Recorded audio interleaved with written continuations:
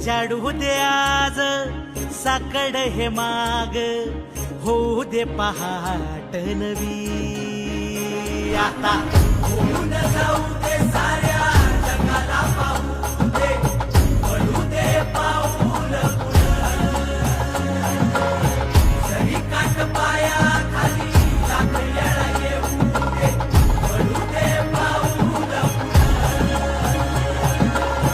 मोठी लढाई र लढू मातीसाठी र गड्या, मनगटाचं जोर लावून.